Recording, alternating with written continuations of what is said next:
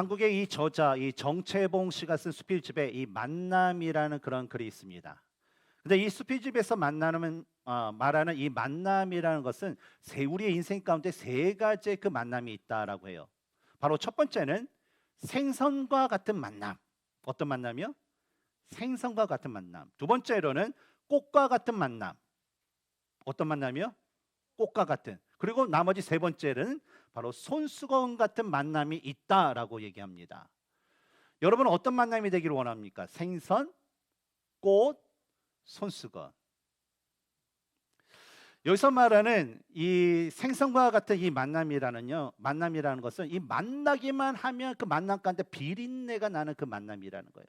이제 비린내라는 것은 뭐냐면 서로 만나기만 하면 이게 시기하고 싸우고 다투고 이거 하는 거예요. 뭐 원수가 따로 없죠. 우리 부부 싸움하면 서로 이 남편 보기요, 아내 보기 하면 어휴 원수가 따로 없어. 그런 것처럼 만나기만 하면 시기 질투 다툼이 있는 그런 만남. 그래서 좋은 영향력이 없는 그런 만남입니다. 그래서 이런 만남은요 오래 갈수록 서로 이 부패한 냄새를 풍기게 된다라는 거예요. 그리고 이 두 번째로는 이 꽃과 같은 만남이 있다라고 하는데 이 만남은 만나기만 하면 그 향기가 이렇게 나가고 너무나도 좋아요. 향내가 너무나도 달콤해요. 그렇지만 오래 가지 못하는 그 시드는 만남을 가리켜서 이 꽃과 같은 만남이다라고 합니다. 제가 한국에 갔더니 원래 이제 벚꽃이 이제 만발해야 될 그런 시점인데 이 이상 기온으로 해서 비가 오는 바람에 벚꽃이 다 떨어졌대요. 그래서 벚꽃 축제를 해서 한참 이 잔치를 벌려고 했던 여러 이제 행정기관들이 그것을 다 취소하고 사과문을 하고 하는 그런 해프닝이 있었습니다. 이처럼 이 꽃은 뭡니까? 풀은 어떻습니까? 영원하지 않아요. 풀은 금방 시들어요. 꽃 같은 경우에도 어떻습니까? 열흘 이상을 피어 있지 못한다라는 것입니다. 그래서 마찬가지로 이 꽃과 같은 만남이라는 것은요 처음에는 너무나도 좋아요. 하지만 그것이 오래 가지 못하는 마치 이 풋사랑이 만남과 같은 그런 만남이 바로 이 꽃과 같은 만남이다라는 것입니다. 그리고 세 번째로는 손수건과 같은 만남이 있습니다. 이 손수건의 그 만남은 이 손수건의 역할처럼 이 만남은 상대가 슬플 때에 상대의 그 슬픔을 눈물을 닦아주고 상대가 기쁠 때에 그 기쁨을 자신의 기쁨처럼 또 그것을 이제 축하하고 또 힘들 때에는 그의 땀도 닦아주면서 언제나 함께하는 그 만남, 그것이 바로 손수건과 같은 만남이다라고 말을 하고 있습니다. 저는 개인적으로 저와 여러분의 그 만남이 바로 예수 그리스도 안에서 바로 이러한 손수건과 같은 그런 만남이 되기를 소망합니다. 왜냐하면 이 만남을 통해서 서로 슬픔을 나누고 기쁨을 나누고 힘든 것을 같이 나누는 것이 바로 예수님께서 우리에게 서로 사랑하라라는 이 세 계명의 말씀이 우리 삶 가운데 열매 맺어지게 되는 그런 가장 대표적인 모습이기 때문입니다. 또한 두 번째로 예수님께서 우리에게 주신 말씀 중에 이 사랑이라는 것은 바로 예수님의 말씀 중에 가장 핵심되는 말씀이기 때문이죠. 마태복음 22장 30절에서 40절의 말씀을 보면 예수님께서 내 마음을 다하고 목숨을 다하고 뜻을 다하여 주 너의 하나님을 사랑하라 하셨으니 이것이 크고 첫째 되는 계명이요 둘째도 그와 같으니 내 이웃을 내 자신과 같이 사랑하라 하셨으니 이 두 계명이 온 율법과 선지자의 강령이니라라고 말씀을 하셨습니다. 근데 사실 이 말씀은요, 뭐 신약 시대에 와서 예수님께서 갑자기 서로 사랑하라, 하나님을 사랑하라, 이웃을 사랑하라라고 말씀하신 것이 아니라 우리가 성경을 찾아보면요, 구약 시대에서부터 하나님께서도 이미 우리에게 바로 이스라엘 백성들에게 하나님을 사랑하라, 이웃을 사랑하라라고 우리에게 주신 그런 명령이었습니다. 그래서 우리가 이러한 하나님의 그 말씀, 하나님의 명령에 따라서 우리가 마음을 다하고 뜻을 다하고 목숨을 다하고 하나님을 사랑하고 또한 우리의 이웃을 내 자신과 같이 사랑을 하게 된다면 요한복음 13장 34절과 35절에 새 계명을 너희에게 주노니 서로 사랑하라. 내가 너희를 사랑한 것 같이 너희도 서로 사랑하라. 너희가 서로 사랑하면 이로써 모든 사람이 너희가 내 제자인 줄 알리라 라고 말씀하신 것처럼 우리 주위에 있는 그 모든 사람들이 뭐예요? 바로 우리를 보면서 와, 저 사람은 예수님의 사람이야. 와, 저 사람은 진짜 하나님의 사람이야. 라는 그런 고백을 하면서 그들이 알게 될 것이다 라는 것이죠. 근데 오늘 본문의 말씀이 이 39절 이제 3절을 보면 그의 주인인 보디발이 여호와 하나님께서 그와 함께 하심을 보며 또 여호와께서 그의 범사에 형통하게 하심을 보았더라라고 기록된 것을 우리는 볼 수가 있습니다. 이 요셉의 시대에 있어서 가장 강력한 나라는 어떤 나라였을까요? 가장 강력한 나라. 오늘날에는 어느 나라가 가장 강력할까요? 미국, 우리가 사는 이 미국이라고 할 수 있죠. 그럼 요셉의 시대 때는 어느 나라가 가장 강력했을까요? 바로 고대 이집트라고 불리는 애굽이었어요.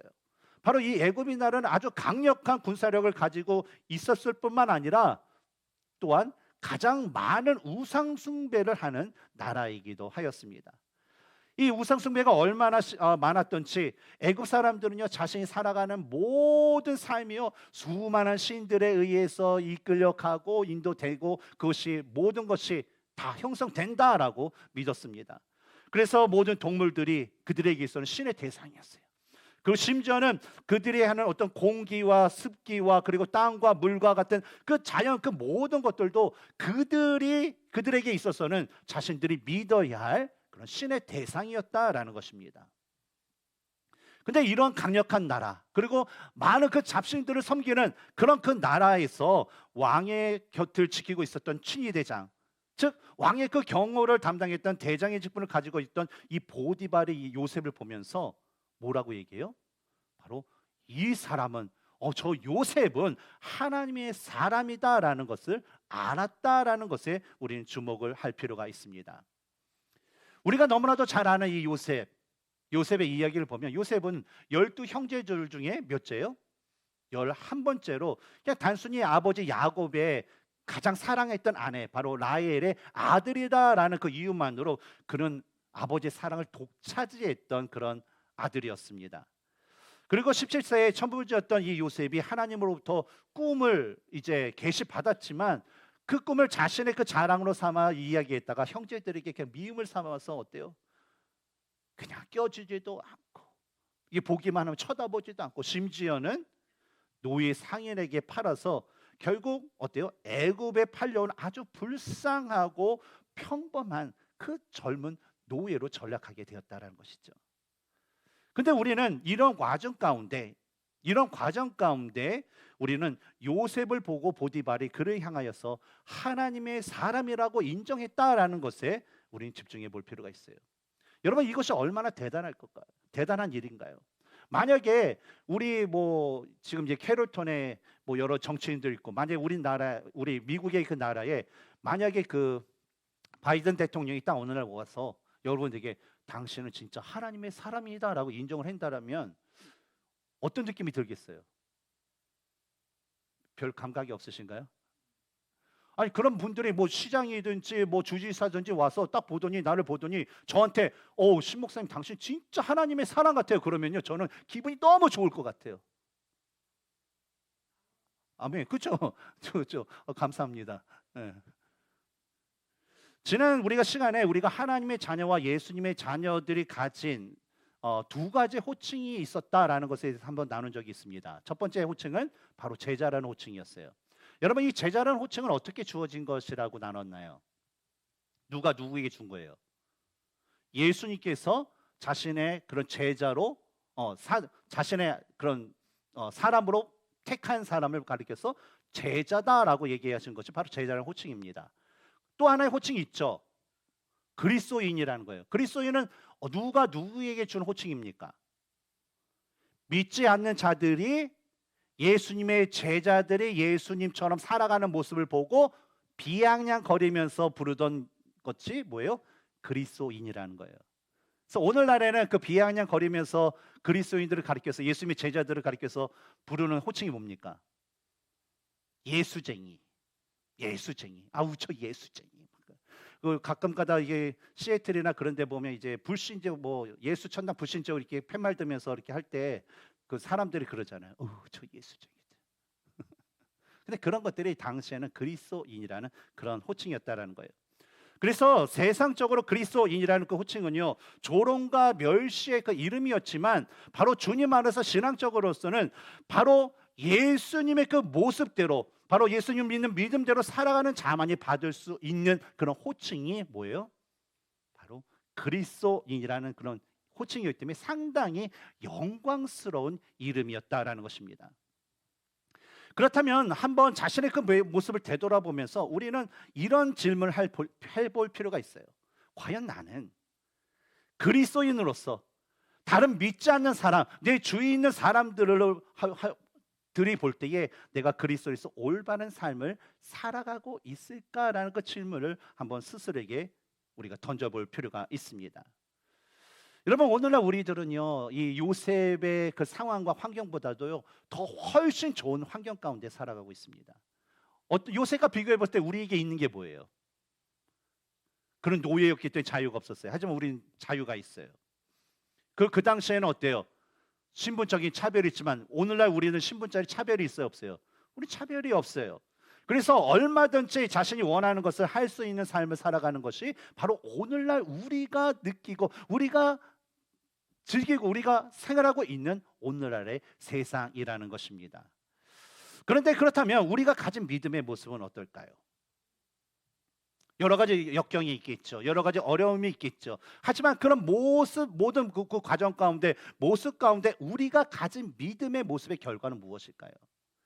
우리는 사람들에게 하나님의 사람이다, 진짜 예수님을 믿는 그리스도인이다라는 그런 인정받는 그런 믿음의 모습을 가지고 있을까요? 아니면 뭐 믿는 사람이 또 저래, 나 저 사람이 믿는다면 저런 교회 안 가, 라는 그런 말을 정도의 들을 수 있는 그 비난받는 그런 모습을 가지고 있을까요?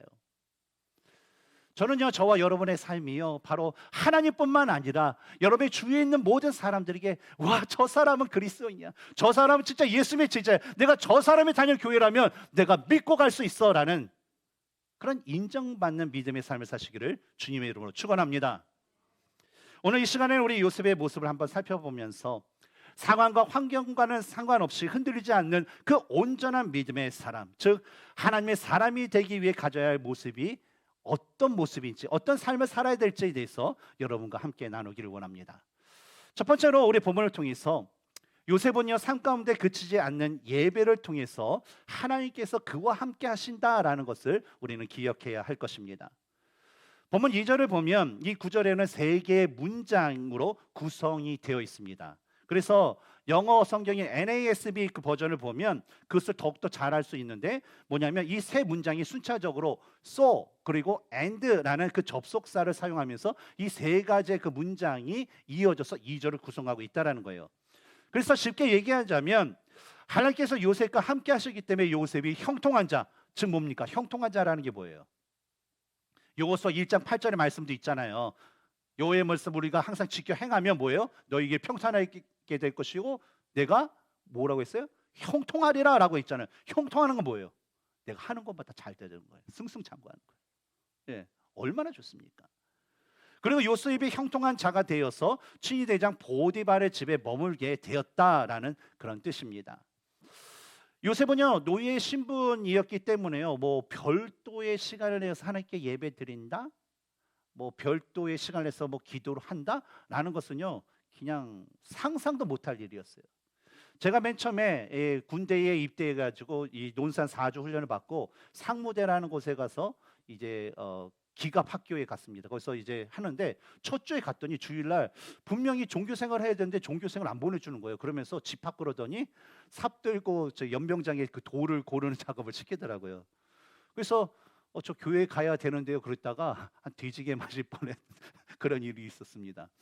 군대와 마찬가지로 이 노예들은요 자유라는 게 없어요. 그래서 뭐 시간을 내서 내가 하나님께 예배드린다, 기도한다, 그런 건 말이 안 된다라는 것이죠. 또한 아무리 성경을 봐도 이 요셉이 뭐 하나님에 대한 믿음을 온전히 믿었더라, 하나님의 영이 그와 함께 하셨다라는 그 언급이 없기 때문에 뭐 요셉이 어떤 믿음이 얼마나 대단했는지, 뭐 얼만큼 가졌는지를 우리는 전혀 알 수가 없습니다. 하지만 유대 전통에 따르면 자녀에 대한 신앙 교육을 누가 책임집니까? 아버지가 책임져요. 아버지가 어떤 종교적인 어떤 의식이나 예전이나 뭐 종교에 대한 모든 것을 다 지키는 그것을 우리가 볼 때에 아마 요셉도 자기 아버지인 야곱을 통해서 그 증조 할아버지였던 아브라함에게 주신 하나님에 대한 약속의 말씀, 또 그 하나님에 대해서 그가 들었고 그분에 대한 그 믿음이 그에게 있었다라고 우리는 볼 수가 있습니다.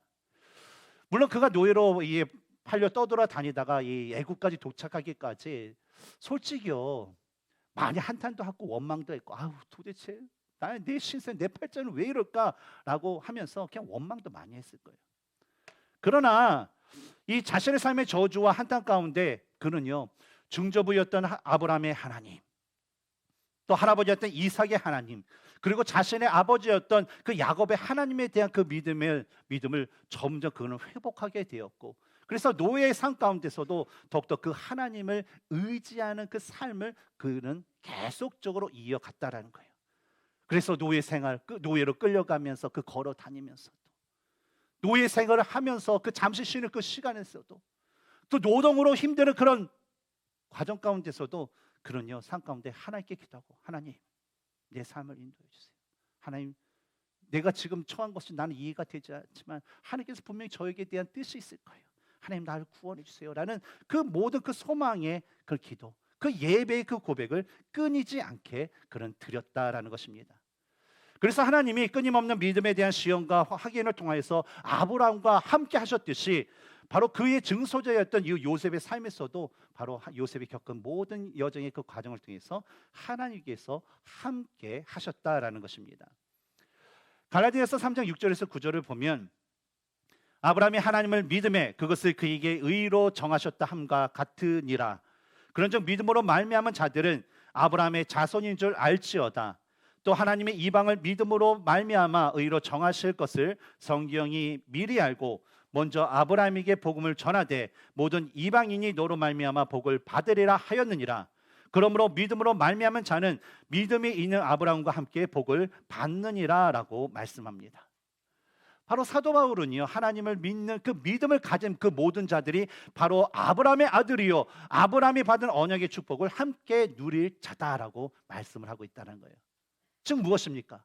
오늘날에 예수님을 개인의 구세주로 믿고 바로 오늘도 예배를 드리기 위해서 이 자리에 오신 저와 여러분 그 모두가 바로 아브라함의 아들이며 또 아브라함이 받은 그런 약속의 말씀을 기업을 누릴 그런 축복된 자다라고 사도 바울은 말씀한 것입니다. 오늘날 우리 자신이나 또 우리 부모님들은 뭐 자유로 왔던 타의로 왔던 혹은 뭐 상황적으로 이 미국에 올 수밖에 없었던 간에 우리는요 현재 지금 이 미국이라는 그 땅에서 또 이민자로서의 그 삶을 살아가고 있습니다. 처음에 우리 부모님 또 우리가 처음에 미국에 왔을 때 참 힘든 것이 뭘까요? 영어도 안 되죠. 문화도 안 되죠. 제가 아내하고 결혼할 때에 제 친구가 중고등부 같이 했던 친구가 결혼을 반대했어요. 결혼한다는 소식을 듣고. 그러면서 얘기하는 그 반대 이유가 뭐냐면 두 가지의 산이 있대요. 뭐냐면 결혼이라는 어떤 새로운 그런 넘어야 할 그 장벽이 있고, 또 하나는 이 미국을 가게 될 때 미국이라는 그런 다른 문화를 또 적응하는 그런 장벽이 있다라고 하면서 야 이왕이면 한국에 있는 크리스천하고 하지 왜 뭐 두 달 뭐 이메일 주고 받고 한 번 보고 어떻게 결혼을 결심하냐 그러면서 결혼을 반대하는 그런 이유가 있었습니다. 그렇처럼 뭡니까?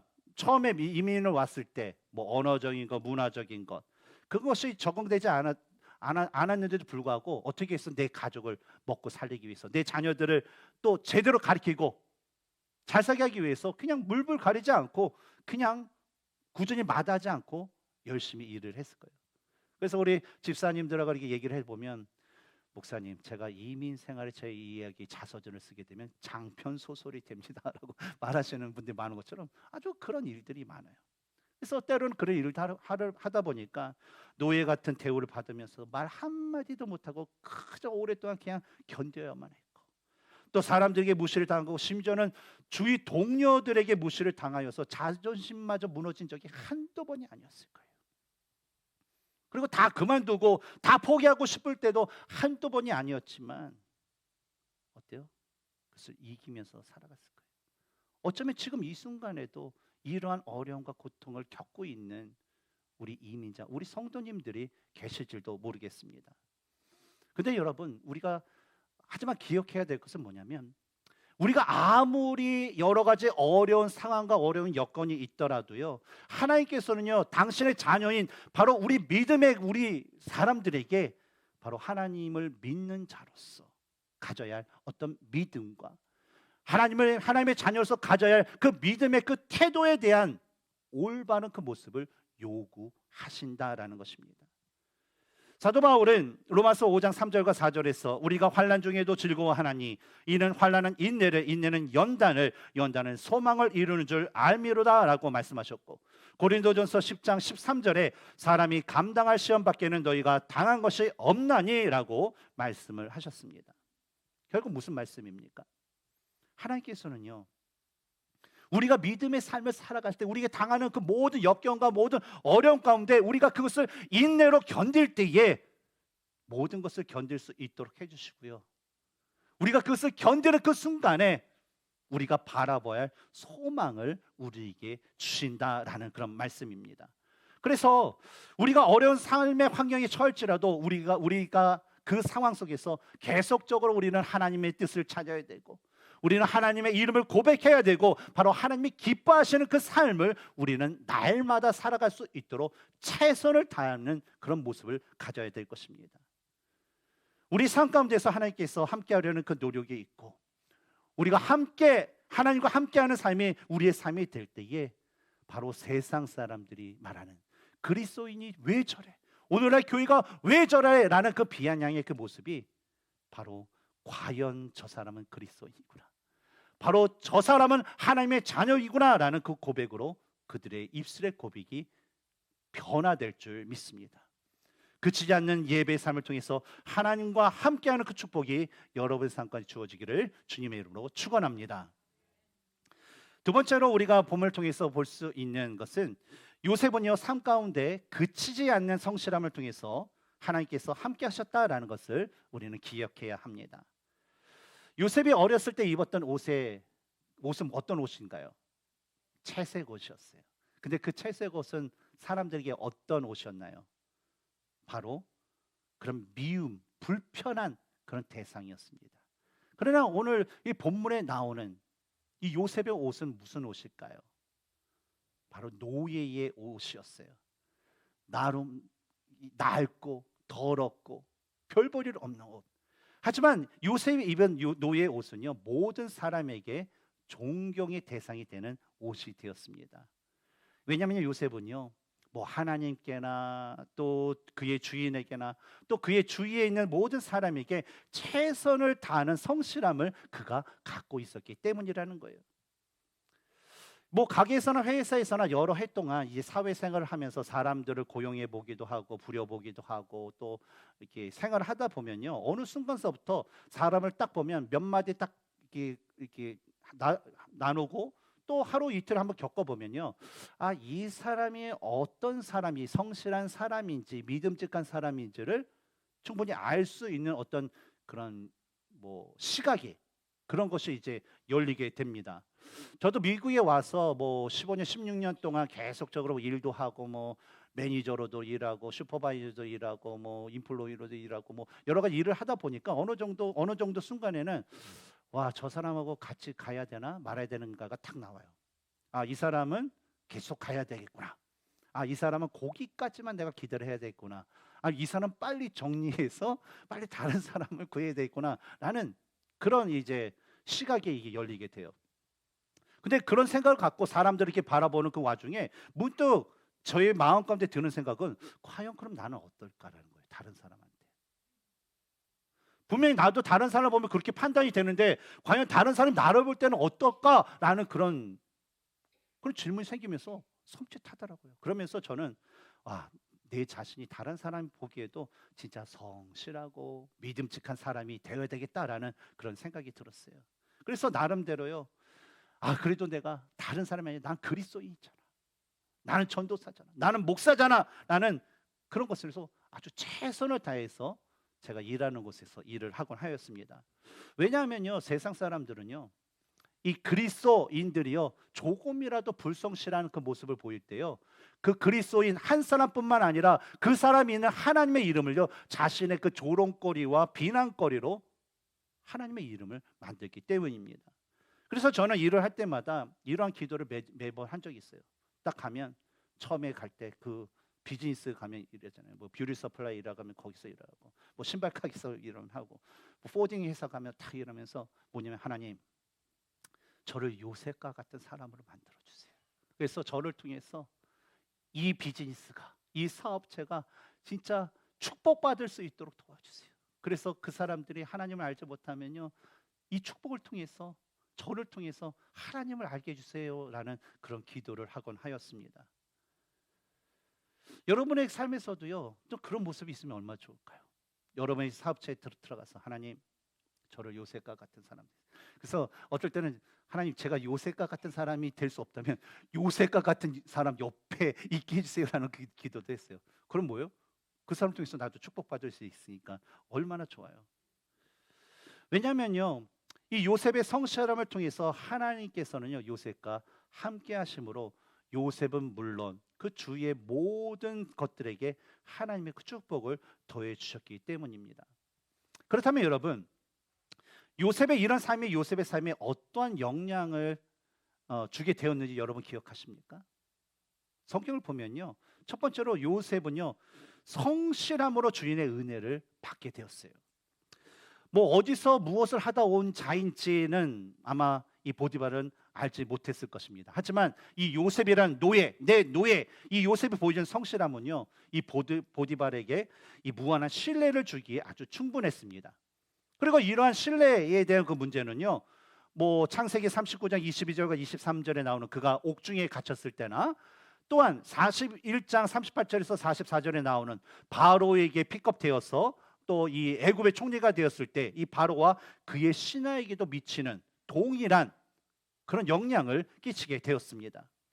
그리고 다음으로 하나님의 축복이 요셉의 성실함으로 인해서 보디발에게 속한 모든 것에 내리게 되었어요. 아브라함에게 약속하셨던 이 언약의 약속 중에 내가 너를 축복하는 자를 축복하고 땅의 모든 족속이 너를 인하여 복을 받게 될 것이다, 네가 복의 근원이 될 것이다 라는 그 말씀을요, 창세기 12장에 하나님께서 아브라함에게 직접 말씀해 주셨습니다. 근데 이 말씀이 뭐예요? 이 말씀대로 아브라함의 자손인 요셉을 통해서 어때요? 누구에게? 보디발과 그의 집에 복이 내려지게 되었다라는 거예요.